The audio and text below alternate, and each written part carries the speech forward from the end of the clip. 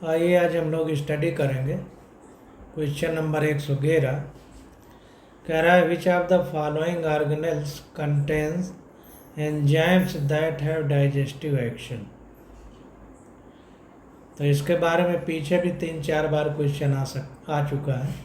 तो digestive action के लिए जो एंजाइम है वो लाइसोसोम में पाए जाते हैं। तो डी विकल्प हमारा करेक्ट है। तो ये बहुत बार पढ़ चुके हैं तो इसको बार बार देखने की ज़रूरत नहीं है। अब क्वेश्चन नंबर 112 आ जाता है।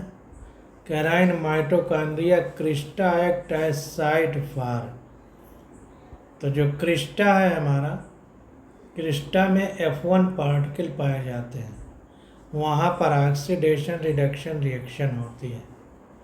ये चीज़ जो अब नई वाली NCERT है उसमें इतना गहराई से नहीं दिया गया है।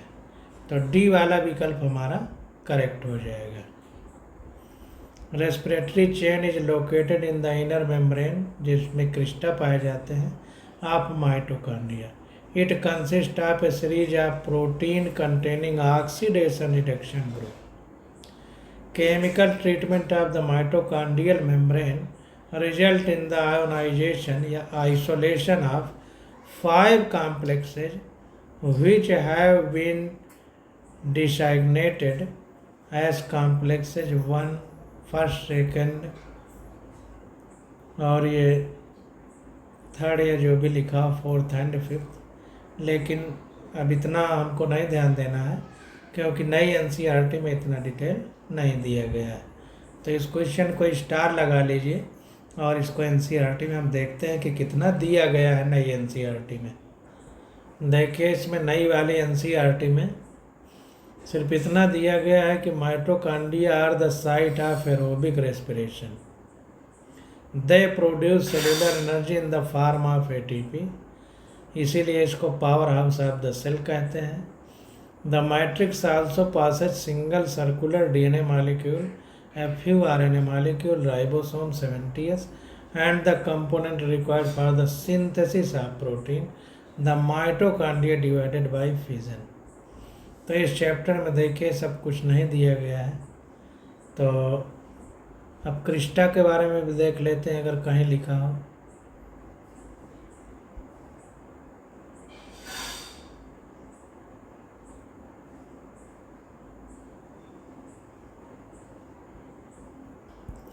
देखिए each mitochondria is A double membrane bound structure with the outer membrane and the inner membrane, dividing it's lumen distinctly into 2 aqueous compartments, that is the outer compartment and the inner compartment. The inner compartment is filled with a dense homogeneous substance called the matrix। और ये देखिए Crysta के बारे में यहाँ दिया गया है। The inner membrane form a number of infolding called the cristae या single form crista toward the matrix. The crista increase the surface area. The 2 membrane have their own specific enzyme associated with the mitochondrial function. Mitochondria are the site of aerobic respiration. इतना ही दिया गया है। अब नई वाली book में इतना डिटेल नहीं दिया गया है तो इसको स्टार लगा लीजिए क्वेश्चन को। अगर आगे कहीं दिया गया होगा रेस्पिरेशन वाले चैप्टर में तो ठीक है, नहीं तो आपसे फिर ये नहीं पूछा जाएगा। अब क्वेश्चन नंबर 13 आ जाता है। कह रहा है सेंट्रोमियर इज रिक्वायर्ड फॉर। तो सेंट्रोमियर इज रिक्वायर्ड फॉर, तो सेंट्रोमियर के बारे में हम लोगों को पता है कि क्रोमोसोम से संबंधित है। तो all word movement of chromosomes, जब सेल डिवीजन होता है तो जहाँ सेंट्रोमियर होता है वहीं पर जो है क्रोमोसोम के 2 पार्ट जिनको क्रोमैटिड कहते हैं जुड़े होते हैं। तो बीच से क्रोमोसोम फट करके क्रोमैटिड में बदल जाता है और पोल की ओर उसका मूवमेंट होता है। तो यहाँ पर देखिए दिया गया है centromere is the point at which the 2 chromatid of a chromosome are held together. During movement of chromosome, the spindle fiber on which of the chromatid move are attached in the centromere। जो spindle fibre हैं सब centromere पर attach होते हैं। Crossing over involve physical exchange of genetic material between non sister chromatid of homologous chromosome. अब ज़्यादा detail में जाने की ज़रूरत नहीं है क्योंकि इस चैप्टर से बाहर की बात हो गई। जब अगले चैप्टर में आएगा कहीं पर तो हम इसको डिटेल में पढ़ेंगे। तो सी वाला विकल्प हमारा करेक्ट हो जाएगा। अब 14 नंबर क्वेश्चन आ जाता है, कह रहा है which one of the following organelles is located near the nucleus and contains a collection of flattened membrane bound cisternae. तो जाहिर सी बात है कि ये गाल्गी बॉडी होती है, जहाँ पर सिस्टर्नी की बात आ जाएगी तो गाल्गी बॉडी। सी शॉर्ट ट्रांस 2 हम लोगों ने फेज पढ़ा था, उसको देख लेते हैं। तो यहाँ पर देखिए न्यूक्लियस है और न्यूक्लियस के पास में ही ये यहाँ पर न्यूक्लियस की मेम्ब्रेन से, आउटर मेम्ब्रेन से रफ इंडोप्लाज्मिकुलम है, इंडोप्लाज्मिक रेटिकुलम। और यहाँ पर देखिए गाल्गी अपरेटस दिया गया है, यहाँ पर देखिए सिस्टर्नी वर्ड लिखा है, तो इसको ध्यान देना है। तो वही कह रहा है which one of the following organelles is located near the nucleus. देखिए एनसीईआरटी में नाभिक वाला जो फिगर बना है उसी के नज़दीक गाल्गी अपरेटस भी बना है। And contains a collection of flattened membrane bound cisternae. तो सिस्टर्नी किस में है? गाल्गी अपरेटस में। अब ज़्यादा इसको डिटेल में पढ़ने की जरूरत नहीं है। डी विकल्प हमारा करेक्ट है। जितना ज़रूरत है उतना ही पढ़ेंगे, समय बर्बाद करने का कोई मतलब नहीं। और एनसीईआरटी में जहाँ से क्वेश्चन बनते हैं वही हमारे लिए महत्वपूर्ण है। तो जो क्वेश्चन ये आ रहे हैं जो हम एनसीईआरटी में आपको दिखा रहे हैं तो एनसीईआरटी में आप हाईलाइट करते चलिए। अब क्वेश्चन नंबर 115 आ जाता है, कह रहा है the inner membrane of the mitochondria is usually highly convoluted forming a series of infolding known as cristae. कितनी बार पढ़ चुके हैं क्रिस्टी के बारे में? ये देखिए माइटोकॉन्ड्रिया का फिगर बना है, ये इनफोल्डिंग है, अंदर वाली मेम्ब्रेन में एक को क्रिस्टा और मल्टीपल फॉर्म में क्रिस्टी बोलेंगे इसको। तो इसको हमें ध्यान देना। देखिए यहाँ पे लिखा होगा the inner membrane form a number of infolding called the cristae, singular form है क्रिस्टा।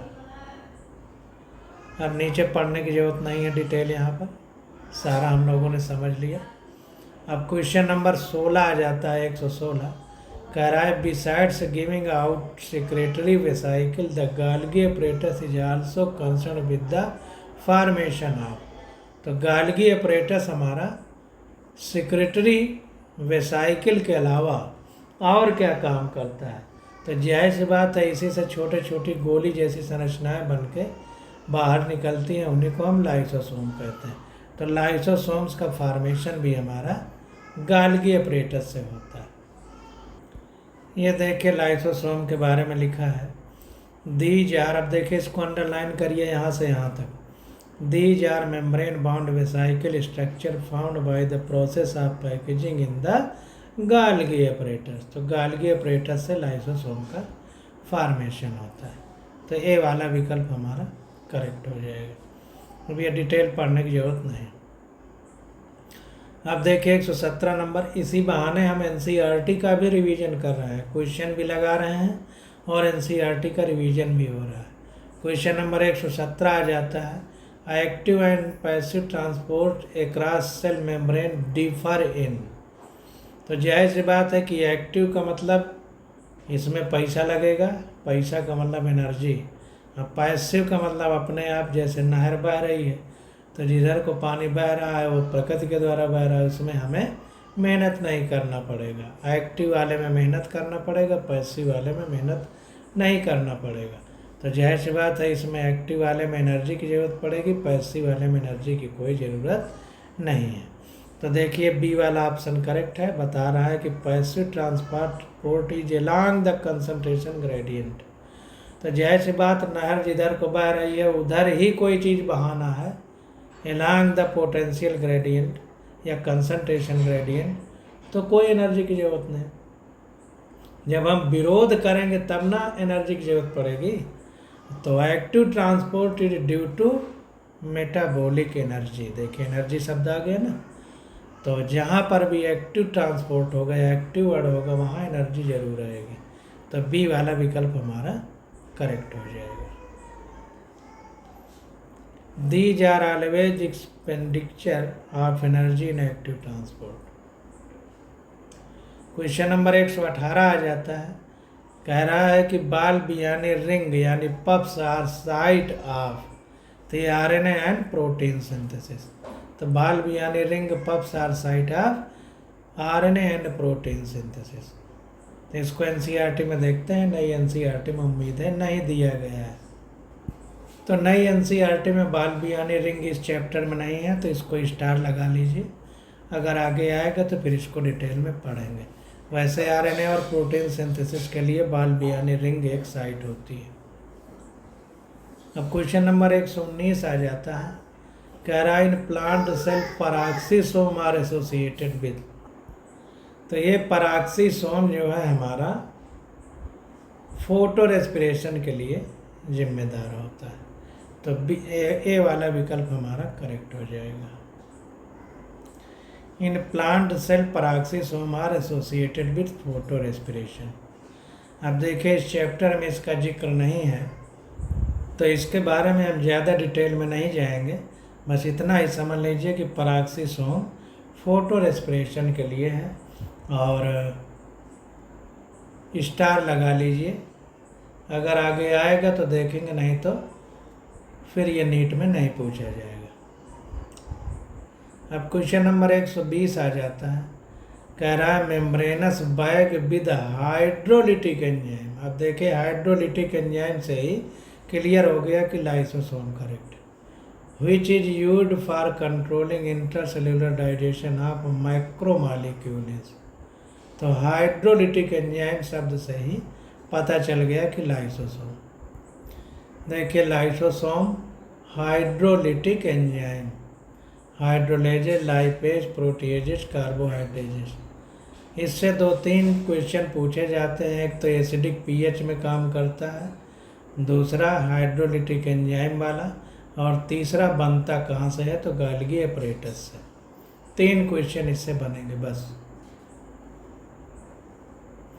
तो सी विकल्प हमारा करेक्ट है, अब इसको देखने की ज़रूरत नहीं है। क्वेश्चन नंबर 121 आ जाता है, कह रहा है गाल्गी एपरेटस इज एब्सेंट इन। तो गाल्गी एपरेटस कहाँ एब्सेंट होता है, तो देखिए बैक्टीरिया और ब्लू ग्रीन एल्गी ये प्रोकैरियोट हैं, और प्रोकैरियोट में कोई झिल्ली से बंद अंग नहीं पाया जाता, सेल मेम्ब्रेन बाउंड आर्गन नहीं पाए जाते, तो इसलिए बैक्टीरिया और ब्लू ग्रीन एल्गी में नहीं पाया जाएगा। ये कॉमन सेंस वाला क्वेश्चन है। तो Golgi apparatus is absent in bacteria and blue green algae. Golgi apparatus are absent in prokaryotic cell and present in eukaryotic cell except in male gamete of bryophyte and pteridophyte. तो bryophyte और pteridophyte के gamete के अलावा सारे eukaryote में ये पाया जाता है। मैमेलियन आरबीसी में भी नहीं पाया जाता, sieve tube of plant cell और सेल ऑफ फंगाई इनमें भी नहीं। इतना डिटेल में नहीं जाना। ब्लू ग्रीन एल्गी कुल मिला के प्रोकैरियोट है। प्रोकैरियोट में सेल मेम्ब्रेन बाउंड आर्गन नहीं पाए जाते, तो वहाँ पर हमारा ये नहीं पाया जाएगा गाल्गी बॉडी। तो सी वाला आंसर करेक्ट हो जाएगा। क्वेश्चन नंबर 122 आ जाता है, cell recognition and adhesion occurs due to the biochemicals of cell membrane named. तो कौन से ऐसे बायोकेमिकल्स हैं जिनकी वजह से जो सेल है उसको आपस में एडिशन यानी चिपकने में आसानी होती है, तो वो है ग्लाइकोप्रोटीन एंड ग्लाइकोलिपिड। ये मेन पदार्थ है। तो देखिए cell recognition and adhesion occurs due to the biochemicals of cell membrane named glycoprotein and glycolipid. They are formed due to small carbohydrate molecule present on lipid and extrinsic protein. तो ये है glycolipid और glycoprotein जो है ये addition का काम करते हैं सेल के।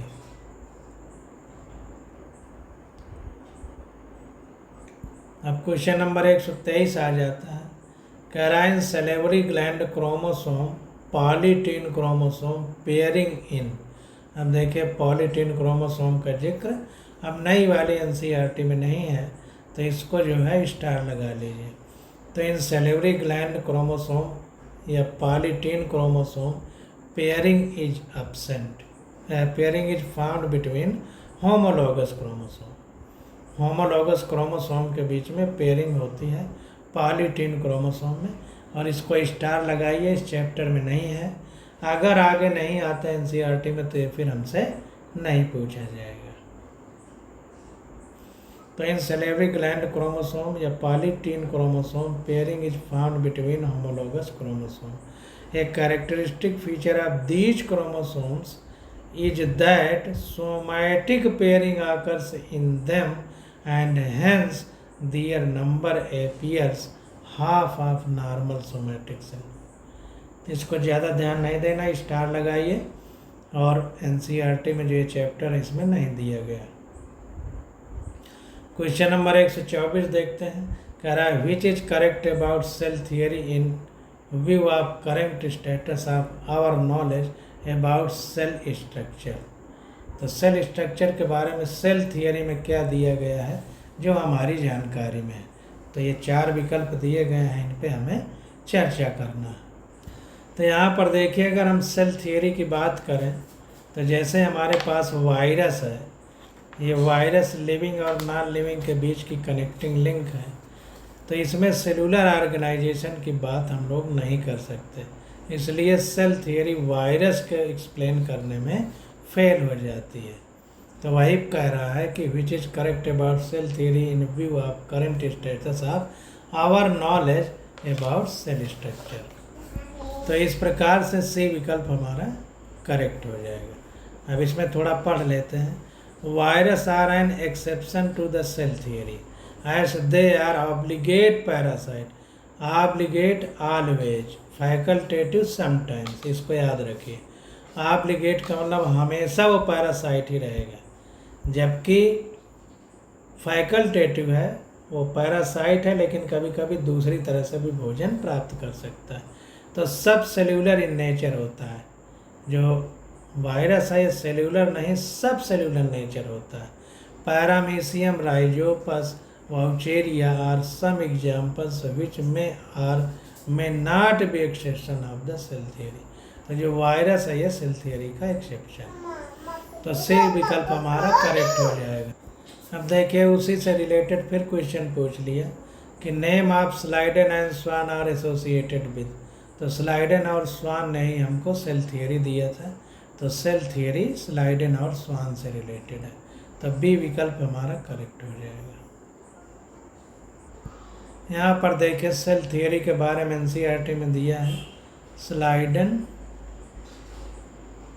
ए जर्मन बोटनिस्ट हैं, examined a large number of plant and observe that all plants are composed of different kind of cell which form the tissue of the plant. Schwann है जो कि जूलॉजिस्ट हैं, तो इन्हें स्लाइडेन और Schwann ने cell theory दिया था। तो सेल थियरी और स्लाइडेन और स्वान को हाईलाइट कर लीजिए। अब देखें सेल थियरी में 2 पॉइंट दिए गए हैं कि all living organelles are composed of cell and product of cell. Cell होना चाहिए या सेल का प्रोडक्ट होना चाहिए, तो उस सेल थियरी को फॉलो करेगा। जबकि वायरस हमारा सब सेल्यूलर है, सेल से कुछ कम, जैसे इंस्पेक्टर से छोटा सब इंस्पेक्टर। तो सेल के नीचे की बात है, लोअर लेवल पे बात है, इसलिए उसमें सेल थियरी अप्लाई नहीं कर पाएंगे। क्वेश्चन नंबर 126 देखते हैं।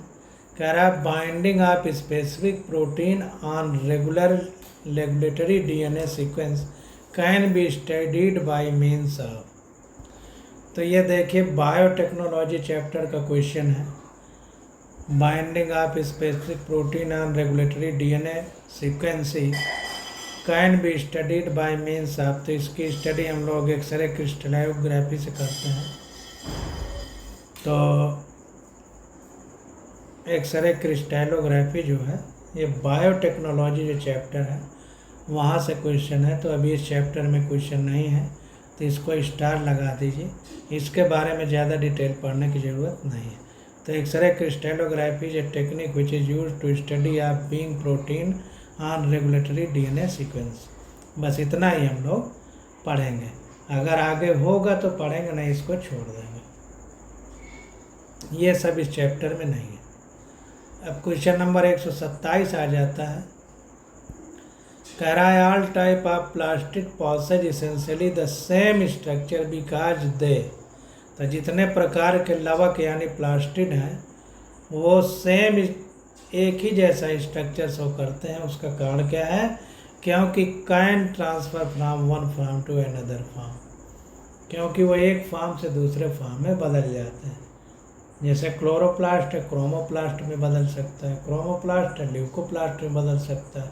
तो चूंकि ये एक से दूसरे फॉर्म में बदल जाते हैं, जैसे आपने गिरगिट को देखा होगा, जैसा वातावरण होता है उसी तरह वो कलर बदल लेता है।